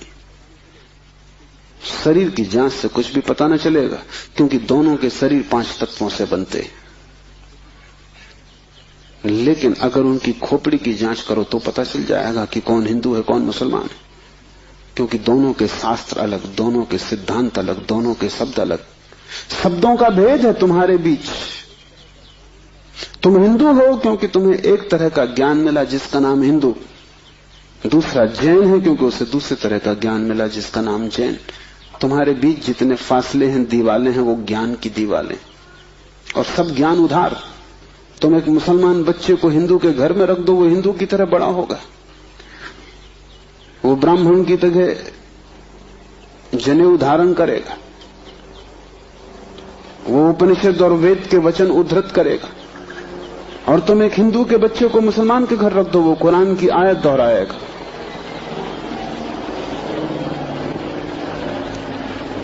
ज्ञान तुम्हें बांटता है, क्योंकि ज्ञान तुम्हारे चारों तरफ एक दीवार खींच देता है, और ज्ञान तुम्हें लड़ाता है, और ज्ञान तुम्हारे जीवन में वैमनस्य और शत्रुता पैदा करता है।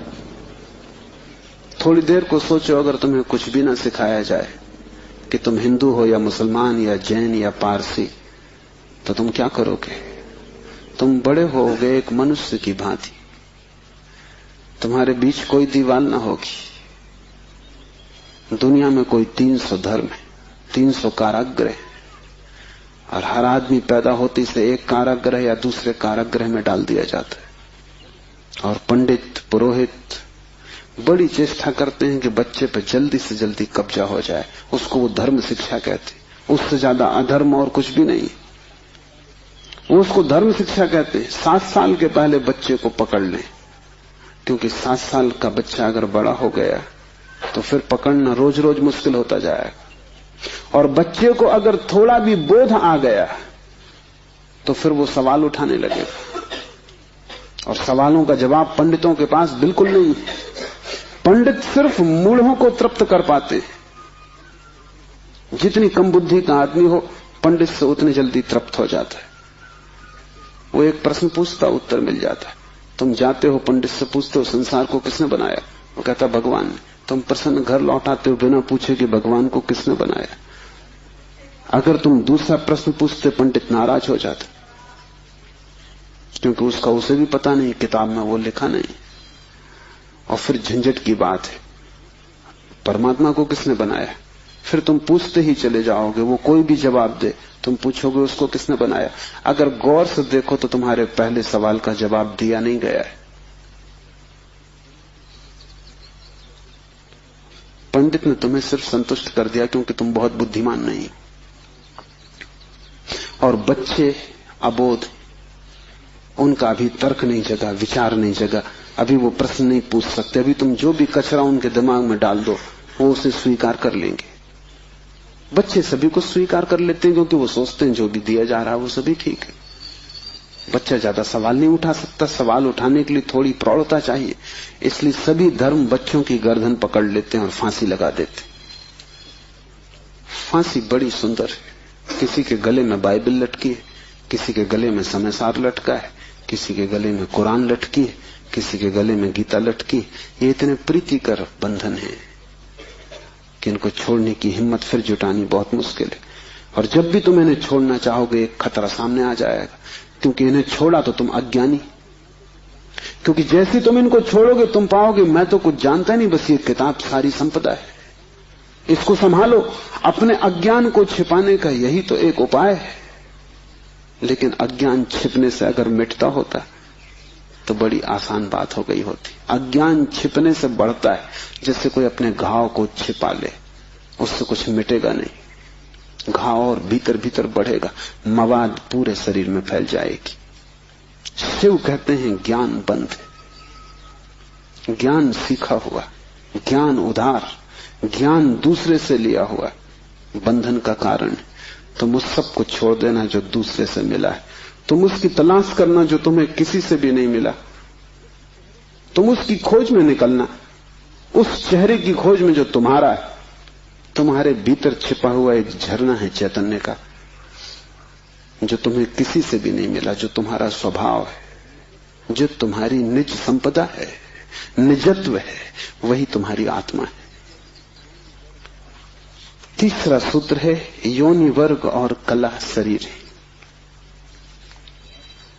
योनि से अर्थ है प्रकृति, इसलिए हम स्त्री को प्रकृति कहते हैं। स्त्री शरीर देती है, वो प्रकृति की प्रतीक है। और कला का अर्थ है कर्ता का भाव। एक ही कला है, वो कला है संसार में उतरने की कला, और वो है कर्ता का भाव। इन दो चीजों से मिलकर तुम्हारा शरीर निर्मित होता है। तुम्हारे कर्ता का भाव, तुम्हारा अहंकार, और प्रकृति से मिला हुआ शरीर। अगर तुम्हारे भीतर कर्ता का भाव है तो तुम्हें योग्य शरीर प्रकृति देती चली जाएगी। इसी तरह तुम बार बार जन्मे हो। कभी तुम पशु थे, कभी पक्षी थे, कभी वृक्ष थे, कभी मनुष्य। तुमने जो चाहा है वो तुम्हें मिला है। तुमने जो आकांक्षा की है, तुमने जो कर्तृत्व की वासना की है, वही घट गया है। तुम्हारे कर्तृत्व की वासना घटना बन जाती है, विचार वस्तुएं बन जाते। इसलिए बहुत सोच विचार के वासना करना, क्योंकि सभी वासनाएं पूरी हो जाती हैं देर अबेर। अगर तुम बहुत बार देखते हो आकाश में पक्षी को और सोचते हो कैसी स्वतंत्रता पक्षी को, खास हम पक्षी होते, देर न लगेगी, जल्दी तुम पक्षी हो जाओ। तुम अगर देखते हो एक कुत्ते को संभोग करते हुए और तुम सोचते हो कैसी स्वतंत्रता, कैसा सुख, जल्दी ही तुम कुत्ते हो जाओ। तुम जो भी वासना अपने भीतर संग्रहित करते हो वो बीज बन जाती। प्रकृति तो केवल शरीर देती है, कलाकार तो तुम ही हो, स्वयं को निर्माण करने वाले। अपने शरीर को तुमने ही बनाया है, ये कला का अर्थ है। कोई तुम्हें शरीर नहीं दे रहा है, तुम्हारी वासना ही निर्मित करती है। तुमने कभी ख्याल किया रात तुम सोते हो तो आखिरी जो विचार होता है सोते समय, वही सुबह उठते वक्त पहला विचार होगा। रात भर तुम सोए रहे, वो बीज की तरह विचार भीतर पड़ा रहा, जो अंतिम था वो सुबह प्रथम होगा। तुम मरोगे इस शरीर से, आखिरी मरते क्षण में तुम्हारे सारे जीवन की वासना संग्रहित होकर बीज बन जाएगी। वही बीज नया गर्भ बन जाएगा। जहां से तुम मिटे वहीं से तुम फिर शुरू हो जाओगे। तुम जो भी हो, ये तुम्हारा ही कृत्य है। किसी दूसरे को दोष मत देना, यहां कोई दूसरा है भी नहीं जिसको दोष दिया जा सके। ये तुम्हारे ही कर्मों का संचित फल है। तुम जो भी हो, सुंदर कुरूप, दुखी सुखी, स्त्री पुरुष, तुम जो भी हो, ये तुम्हारे ही कृत्यों का फल है। तुम ही हो कलाकार अपने जीवन के। मत कहना कि भाग्य ने बनाया है, क्योंकि वो धोखा है। उस भांति तुम जिम्मेवारी किसी और पर टाल रहे हो। मत कहना कि परमात्मा ने भेजा है। तुम परमात्मा पर जिम्मेदारी मत डालना, क्योंकि ये तरकीब है खुद के दायित्व से बचने की। इस कारागृह में तुम अपने ही कारण हो। जो व्यक्ति इस बात को ठीक से समझ लेता है कि अपने ही कारण में यहां हूं, उसके जीवन में क्रांति शुरू हो जाती। शिव कह रहे हैं योनि वर्ग और कला शरीर है, प्रकृति तो सिर्फ योनि है, वो तो सिर्फ गर्भ है। तुम्हारा अहंकार उस योनि में बीज बनता है।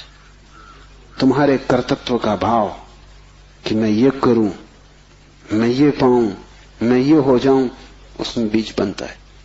और जहां भी तुम्हारे कर्तृत्व की कला और प्रकृति की योनि का मिलन होता है, शरीर निर्मित हो जाता है। इसलिए बुद्ध पुरुष कहते हैं सभी वासनाओं को छोड़ दो, तभी तुम मुक्त हो सकोगे। तुमने अगर स्वर्ग की वासना की तो तुम देवता हो जाओगे, लेकिन वो भी मुक्ति ना होगी, क्योंकि वासनाओं से कभी भी अशरीर की स्थिति पैदा नहीं होती। सभी वासनाओं से शरीर निर्मित होते हैं। जब तक तुम निर्वासना को उपलब्ध नहीं हो, जब तक तृष्णा तुमने पूरी ही नहीं छोड़ दी, तब तक तुम नए शरीरों में भटकते रहोगे। और शरीर के ढंग अलग हो, शरीर की मौलिक स्थिति एक ही जैसी है। शरीर के दुख समान है, चाहे पक्षी का शरीर हो चाहे आदमी का शरीर हो, दुखों में कोई भेद नहीं है। क्योंकि मौलिक दुख है आत्मा का शरीर में बंध जाना। मौलिक दुख है कारागृह में प्रविष्ट हो जाना। फिर कारागृह की दीवारें वर्तुलाकार हैं कि त्रिकोण हैं कि चौकोन हैं, उससे कोई हल नहीं होता, उससे कुछ फर्क नहीं पड़ता है। तुम भला सोचते हो फर्क पड़ता है। एक मेरे मित्र हैं, ड्राइंग के शिक्षक हैं, उन्हें जेल हो गई। लौटे 3 साल बाद तो मैंने उनसे पूछा कैसे रहे दिन, कैसे कटे दिन। उन्होंने कहा और तो सब ठीक था, लेकिन मेरी कोठरी के कोने 90 कोण के नहीं थे। वो ड्राइंग के शिक्षक हैं, उनकी बुद्धि वो 90 कोण के नहीं थे कोठरी के कोने। उनकी असली तकलीफ 3 साल यही रही, क्योंकि उसी कोठरी में रहना और बार बार देखना वो कोना, वो 90 कोण का नहीं। तो जो बात उन्होंने मुझसे कही वो ये कि तो और तो सब ठीक था, बाकी कुछ अड़चन ना थी, लेकिन कोने ठीक 90 के नहीं थे। कोने 90 के हों कि 90 के ना हो, इससे क्या बुनियादी फर्क पड़ेगा। कारागृह कारागृह, पक्षी का शरीर के आदमी का बहुत फर्क नहीं पड़ता। बंद तुम हो गए वही दुख है, बंध गए तुम वही दुख। वासना बांधती है, वासना है रज्जु जिससे हम बंधते हैं। और ध्यान रखना तुम्हारे अतिरिक्त और कोई जिम्मेवार नहीं है। उद्धमो भैरवा, चौथा सूत्र है उद्धम ही भैरव है। उद्धम उस आध्यात्मिक प्रयास को कहते हैं जिससे तुम इस कारागृह के बाहर होने की चेष्टा करते हो। वो भैरव शब्द पारिभाषिक है। भा का अर्थ है भरण, रा का अर्थ है रवण, वा का अर्थ है वमन, भरण का अर्थ है धारण, रवण का अर्थ है संहार और वमन का अर्थ है फैलाना। भैरव का अर्थ है ब्रह्म, जो धारण किए है, जो संभाले है, जिसमें हम पैदा होंगे और जिसमें हम मिटेंगे, जो विस्तार है और जो ही संकोच बनेगा, जो सृष्टि का उद्भव है और जिसमें प्रलय होगा।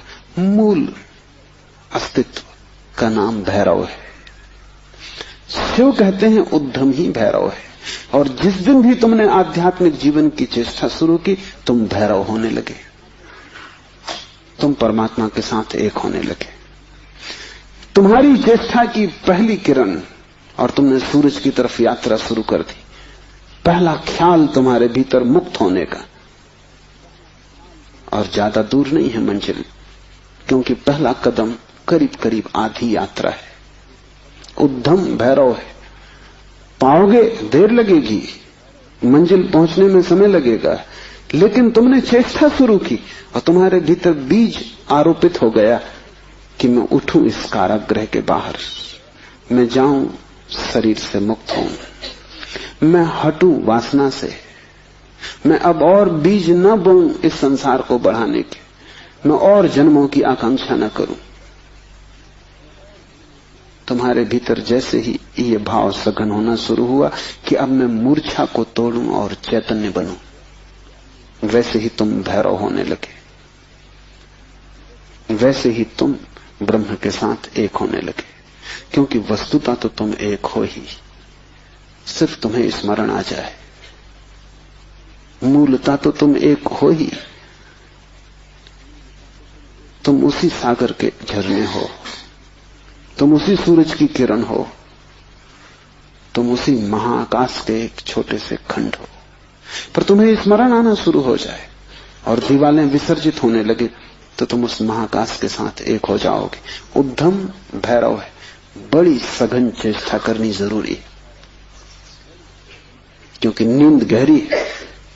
तोड़ोगे सतत तो ही टूट पाएगी, आलस्य करोगे संभव नहीं होगा। आज तोड़ोगे, कल फिर बना लोगे तो फिर भटकते रहोगे। एक हाथ से तोड़ोगे, दूसरे से बनाते जाओगे तो श्रम व्यर्थ होगा।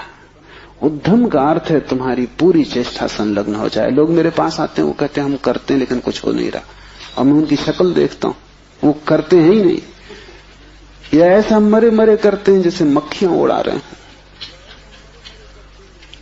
उनके करने में कोई प्राण नहीं है, इसलिए नहीं होता। लेकिन वो आते ऐसे हैं जैसे कि वो परमात्मा पर कोई बड़ी कृपा कर रहे हैं कि करते हैं और नहीं हो रहा, तो शिकायत लेके आए कि कहीं कुछ गड़बड़ हो रही, कहीं कोई अन्याय हो रहा है, कि दूसरों को हो रहा है, हमें नहीं हो रहा। इस जगत में अन्याय होता ही नहीं। इस जगत में जो भी होता है न्याय है, क्योंकि यहां कोई आदमी नहीं बैठा है न्याय अन्याय करने को। जगत में तो नियम है, उन्हीं नियमों का नाम धर्म है। तुम अगर इस क्षेत्र से चले गिरोगे, टांग टूट जाएगी, तो तुम जाके अदालत में ये नहीं कहोगे कि गुरुत्वाकर्षण के कानून पर एक मुकदमा चलाता हूं, तो अदालत कहेगी तुम तिरछे मत चलते। गुरुत्वाकर्षण तुम्हें गिराने में उत्सुक नहीं है, न तुम्हें संभालने में उत्सुक है। तुम जब सीधे सीधे चलते हो वही तुम्हें संभालता है, जब तुम तिरछे चलते हो वही तुम्हें गिराता है। न गिराने की उसकी कोई आकांक्षा है, न संभालने की। तटस्थ है जगत का नियम। उस तटस्थ नियम का नाम धर्म है। उसको हिंदुओं ने रित कहा है। वो परम नियम है। वो तुम्हारी तरफ पक्षपात नहीं करता कि किसी को गिरा दे, किसी को उठा दे। तुम जैसे ही ठीक चलने लगते हो वो तुम्हें संभालता है। तुम गिरना चाहते हो वो तुम्हें गिराता है। वो हर हालत में उपलब्ध है। तुम जैसा भी उसका उपयोग करना चाहते हो वो तुम्हें खुला है, उसके द्वार बंद नहीं है। तुम सिर ठोकना चाहते हो दरवाजे से, सिर ठोक लो। तुम दरवाजा खोल के भीतर जाना चाहते हो, भीतर चले जाओ। वो तटस्थ है। उद्यम भैरव है। महान श्रम चाहिए। उद्यम का अर्थ है प्रगाढ़ श्रम। तुम्हारी समग्रता लग जाए श्रम में, उसका नाम उद्यम है। और तब देर न लगी कि तुम्हारे भैरव हो जाने में। शक्ति चक्र के संधान से विश्व का संहार हो जाता, 5वां सूत्र है।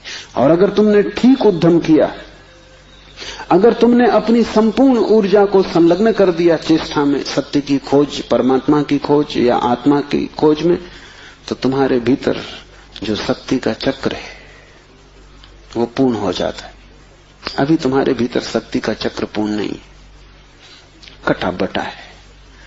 वैज्ञानिक कहते हैं कि बुद्धिमान से बुद्धिमान आदमी भी अपनी 15% से ज्यादा प्रतिभा का उपयोग नहीं करता। 85% प्रतिभा ऐसे ही सड़ जाती। ये तो बुद्धिमान आदमी की बात है। बुद्धू का क्या हिसाब, वो तो शायद करते ही नहीं। हम अपने शरीर की भी ऊर्जा का पूरा उपयोग नहीं करते, 5% ज्यादा से ज्यादा। तो अगर हम मंदे मंदे जीते, अगर हमारा दिया टिमटिमाता टिमटिमाता लगता है, तो कसूर किसका है? तुम जीते ही नहीं पूरी तरह। जैसे तुम जीने से भी भयभीत हो कि लपट कहीं जोर से ना आ जाए। तुम डरे डरे हो, तुम कपते कपते जीते हो, तो फिर शक्ति का जो चक्र है तुम्हारे भीतर वो पूरा नहीं हो पाता।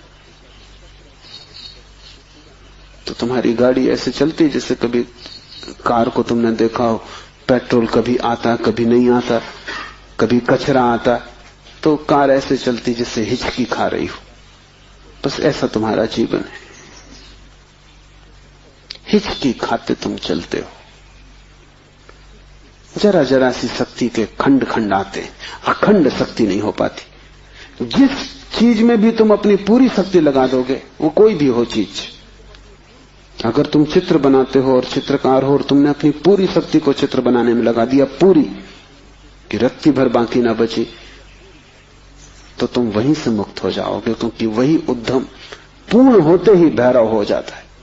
अगर तुम एक मूर्तिकार हो, तुमने सब कुछ मूर्ति में समाहित कर दिया कि मूर्ति बनाते समय तुम ना बचे, बस मूर्ति ही बची, तो शक्ति का चक्र पूरा हो जाता है। जब तुम पूरी शक्ति को निमज्जित करते हो किसी भी कृत्य में, वही ध्यान हो जाता है। भैरव निकट, मंदिर पास आ गया। 5वां सूत्र है, शक्ति चक्र के संधान से विश्व का संहार हो जाता है। और जब भी तुम्हारी शक्ति का चक्र पूरा होता है, टोटल, समग्र, अंश अंश नहीं, पूर्ण, उसी क्षण तुम्हारे लिए विश्व समाप्त हो गया। तुम्हारे लिए फिर कोई संसार नहीं,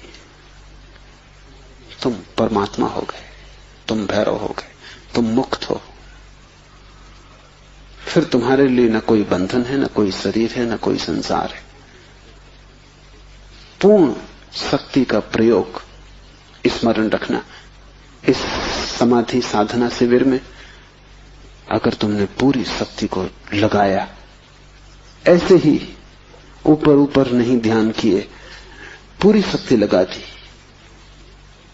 तो तुम अनुभव करोगे कि जिस क्षण शक्ति पूरी लग जाएगी, उसी क्षण, फिर क्षण भर की देर नहीं लगती, अचानक संसार खो जाता है, परमात्मा सामने आ जाता है। तुम्हारी शक्ति का पूरा लग जाना ही तुम्हारे जीवन की क्रांति हो जाती। फिर संसार की तरफ पीठ, परमात्मा की तरफ मुंह हो जाता है। इसकी तुम्हें एक झलक भी मिल जाए तो फिर तुम वही ना हो सकोगे जो तुम पहले थे।